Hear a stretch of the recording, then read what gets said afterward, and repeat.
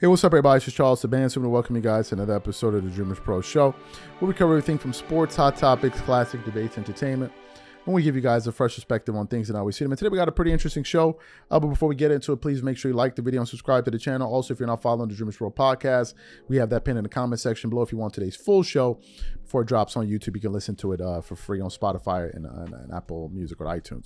Anyway, let me get into this topic here. So, as you guys know, the Lakers, I think they're looking to be hiring a head coach within the next few weeks or so.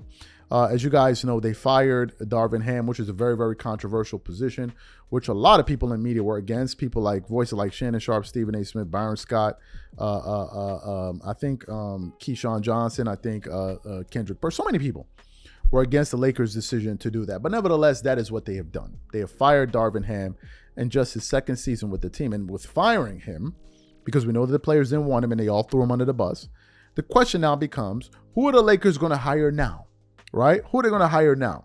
Now, one of the candidates that people were hearing about, but I don't think it was realistic by any stretch of the imagination, and I believe it was a pipe dream, was Tyronn Lue, right? Tyronn Lue, the problem is he's been the coach for the Clippers over the last 4 or 5 years, and he's playing for the richest owner in sports. And we actually played a video of Ty Lue saying he hopes he comes back to he hopes that he comes back to the Los Angeles Clippers. And I don't see why he would want to leave the Clippers, who have been stable at least from the coaching position, to now go to the Lakers, who every 2 to 3 seasons they're firing a coach and always scapegoating their coaches. I don't think that that's an environment that Ty Lue would want to be in. You even heard Byron Scott when he was on FS1 on Undisputed, and they were like, "Why don't you be the coach?" He's like, "Nah, I'm good."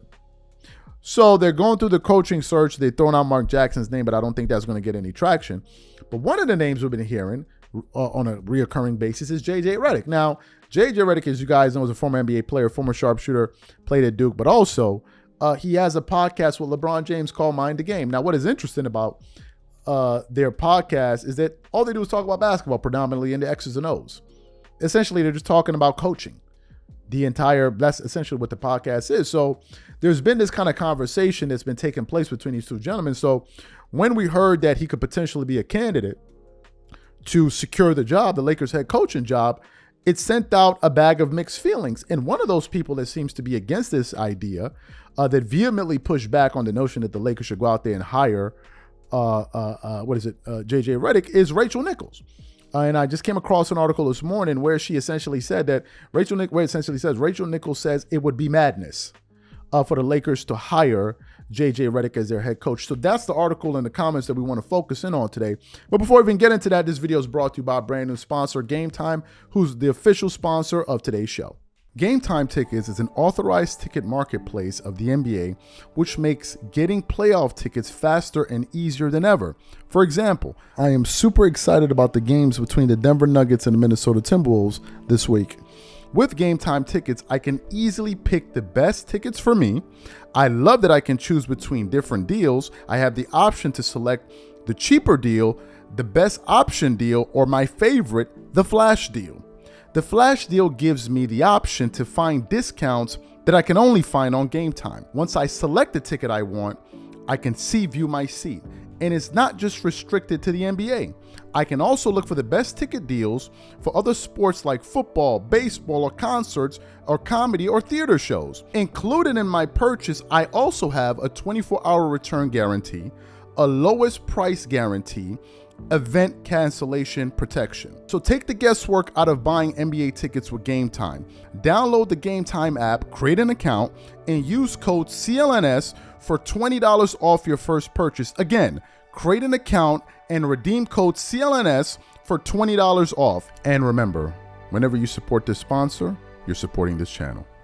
Thank you. So let's get into what she had to say. So J.J. Redick has been linked to the Los Angeles Lakers head coaching position, but Rachel Nichols believes it is not a good idea at all. She explained on Undisputed that the Lakers would be making a big mistake hiring Redick, who has no coaching experience. I really like J.J. Redick.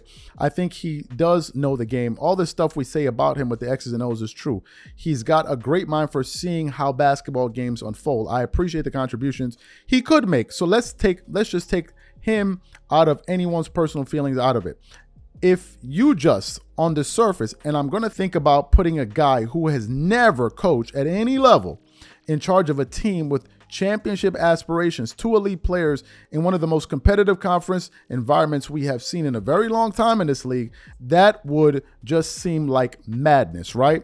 The fact that we'd even have in this conversation would seem pretty insane. However, you do have to put the names into it. And the fact that JJ does have the relationship with LeBron, the Lakers organization has a history of catering to his stars in a way that many other teams don't. So if LeBron James walks into Rob Pelinka's office and says, this is the guy, this is who I want, I can see that happening. If he's going to do that, I don't know. LeBron tends to be a little bit more passive when behind the scenes about things that he wants. So basically, if Rachel Nichols had a vote for whether or not JJ Redick should be the head coach of the Los Angeles Lakers, she's going to veto that.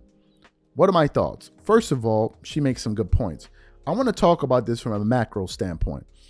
And what the idea I want to focus on is, what exactly are the Lakers looking to accomplish here? Because the Lakers find themselves in a very, very precarious situation. What am I talking about?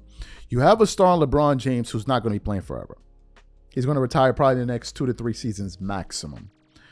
But with that, given the fact that he's going to be with the organization for the next few years, you want to have a head coach that he feels comfortable to lead the team. So you have that aspect. But the problem is, if you acquiesce to his demands and you go get a coach that's suitable for LeBron James, what happens when he retires? And that's not really the coach that you want to go into the future with. Then you have the other side of it, which is, you're the Lakers. You want to go get the coach that you could have to have some stability with the organization moving forward. But what if he doesn't mesh well with LeBron James? Then you have that issue. So the question then becomes, what exactly are the Lakers trying to do? We've also heard murmurs that they could potentially go out there and get Bronny James. If the Lakers did that, I think they'll be throwing LeBron a bone and basically saying, hey, listen, we appreciate everything that you done. And the Lakers have the proclivity to do something like that, because they do it with their Pantheon greats, especially when they're towards the end of their careers. But it would probably signify that they're really not ready to win right now, because if the Lakers really wanted to win, I don't see how drafting Bronny James would help facilitate that. I think they'll just be doing that for LeBron James, which, if that's their prerogative and if that's what they want to do, have at it. But you have those two situations, right? And then, of course, you have JJ Redick. And I've heard other people bring up this point, which is, how are other players going to be looking at him in the locker room? Because when he gives a directive, some of them are going to be like, is this from you or is this from LeBron James? Are you the coach or is it LeBron the coach? Is JJ going to have the courage to call out LeBron in front of the other